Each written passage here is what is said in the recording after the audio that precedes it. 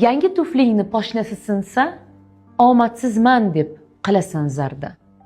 Qara, kasalxona yo'laklarida oyog'i yo'q beg'ubor qizcha onasiga suyanib borar ohista. Eringdan arazlab qilib minggina ketaman deb qilsang dag'dag'a, beva dugonangchi yig'lab har kecha ko'z yoshdan nam yostiqda uxlashin o'yla.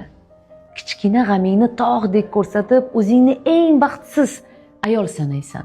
Hech qachon omadim kelmagan deya hayotda noshukur bo'lib yashaysan. Toza gilamlarga choy to'kdi deya qarg'ab urishasan sho'x bolangni. Qo'shni ayol esa yig'lab har kuni Xudodan birgina tirnoq so'raydi. Ering ishdan qaytsa kech qolib, charchab, qosh qovoq uyasan. Yuzingni burib, qachon zo'r hayotga yetarkanman deb yashaysan.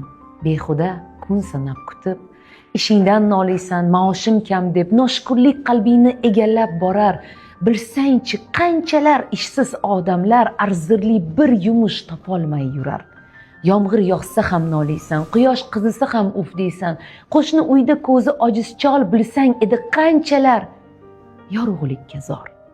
Qomatim buzildi deb kuyunasan goh, o'z sog'lom jismingdan norizo bo'lib. Saraton tufayli bir ko'kragidan ayrilgan ayolchi yurar o'kinib. Yuzingni yashirib qilasan ukinch, yig'laysan dunyoda baxtsizman deya. Nega ko'zlaringga ko'rinmas quvonch? Aslida senga havas qilar hamma. Haqiqiy dard nima bilmaysan, shukrona aytishga sabab izlaysan. Omonlik eng katta davlat emasmidi? Qachon shukr desang, orom topasan. Ko'z tikib o'zganing soxta baxtiga taqdiringdan nolima, qadrsiz qilma. Hayotingning har kuni, lahzasi kimningdir hozir eng katta orzusi.